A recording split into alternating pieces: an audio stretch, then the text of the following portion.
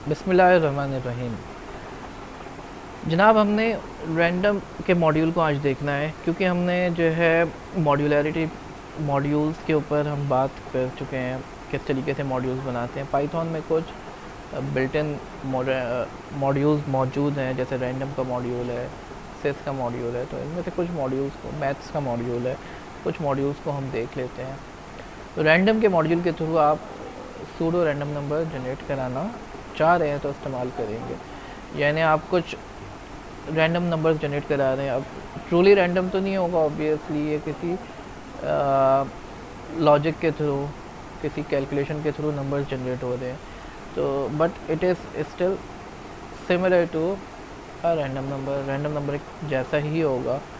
तो ये pseudo random numbers हैं, और इसको बहुत ज़्यादा मशीन लर्निंग में, डीप लर्निंग में इस्तेमाल किया जाता है जब आप अपने डेटा को रैंडमली अरेंज करना चाह रहे होते हैं। तो रैंडम नंबर को इस्तेमाल करने के लिए हमारे पास हमें सबसे पहले जो है रैंडम के मॉड्यूल्स को इंपोर्ट करना पड़ेगा। तो हम करते हैं इंपोर्ट रैंडम, और एज के एलियस के साथ हम आर उसको एलियस दे देते हैं। तो आर के थ्रू हम रेफ़र कर सकते हैं। अब इसमें डिफरेंट मेथड्स हैं, जिसमें से कुछ मेथड्स मैं आपको बता देता हूँ। जैसे रैंडम इंटीजर, तो आपको कोई दो नंबर्स के बीच में रैंडम इंटीजर चाहिए। तो शिफ्ट टैब मैं प्रेस करूँगा अगर जुपिटर नोटबुक में, तो ये हेल्प आ जाएगी। तो आप इसको दो नंबर दें, मिसाल के तौर पर 1 से लेके 5 तक। तो 1 और 5 के बीच में कोई भी रैंडम नंबर, 1 भी शामिल होगा, 5 भी शामिल होगा, इन दोनों के बीच में कोई भी रैंडम नंबर ये आपको रिटर्न कर सकता है। तो कभी 1 आएगा, कभी 2 आएगा, कभी 5 भी आ सकता है। तो मैं इसको जनरेट करा रहा हूँ, तो कभी 5 भी आ सकता है। तो ये रैंडम इंट का मेथड है, जिससे जो है आप रैंडम नंबर जनरेट करा सकते हैं। और इसके अलावा हमारे पास सैंपल का मेथड है। तो सैंपल के मेथड को मैं एक पॉपुलेशन दूंगा, तो उस पॉपुलेशन में से वो कुछ रैंडम नंबर्स निकाल सकता है। फॉर एग्जांपल मैं एक पॉपुलेशन देता हूँ इसको 1 2 3 4 5। तो 1 और 5 के बीच में 3 नंबर्स मुझे दे दो, कोई से 3 नंबर्स मुझे चाहिए 1 और 5 के बीच में से। तो ये 5 2 3 दिया इसने, अगली दफ़ा हो सकता है कि ये 2 3 1 कोई दूसरा नंबर दे दे। इस सैंपल के थ्रू हम, आपके पास कोई पॉपुलेशन है, बहुत सारे नंबर्स हैं, उसमें से कुछ नंबर्स आपको पिक करने हैं। जैसे आपके पास एक फैक्ट्री लगी हुई है आपकी, और आपको चेक करना है इसमें से जो प्रोडक्ट्स आ रही हैं वो सही है या नहीं है। तो आप उसमें से कुछ प्रोडक्ट्स को रैंडमली सैंपल करोगे, रैंडमली कोई भी प्रोडक्ट को उठा के चेक करोगे कि ये सही है या नहीं है। इसके अलावा हमारे पास चॉइस का मेथड मौजूद है। तो चॉइस के थ्रू हम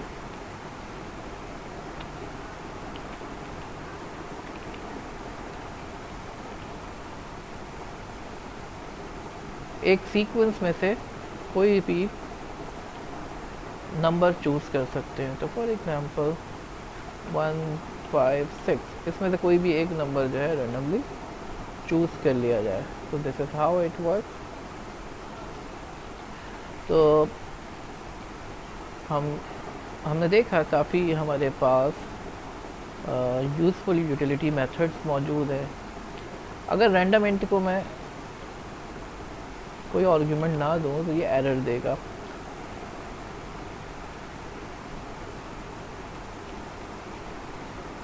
तो यहाँ पर एक चीज़ जो मैं आपसे ज़रूर डिस्कस करना चाह रहा हूँ, जो कि आपके सर्टिफिकेशन एग्ज़ाम में जो 98 381 का एग्ज़ाम है, उसमें आपसे पूछा जाता है अक्सर कि ये जो रैंडम इंटीजर ए और बी है, तो क्या ए तो शामिल है इसके अंदर, क्या बी शामिल है या नहीं है।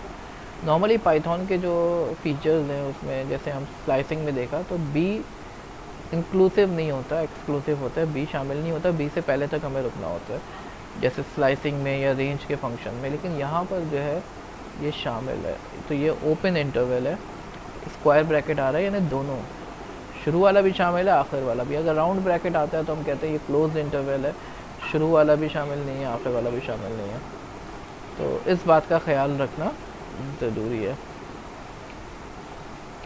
इसके अलावा नॉर्मली जो है हम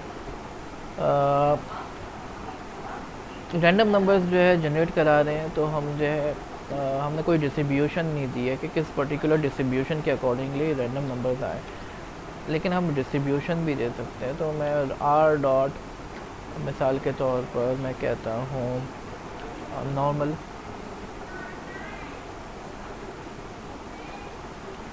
या गैमा डिस्ट्रीब्यूशन,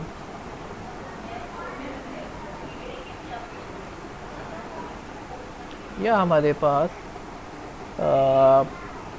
मुख्तलिफ़ तरह की डिस्ट्रीब्यूशन मौजूद हैं। यूनिफॉर्म है, तो यूनिफॉर्म को मैं अगर दो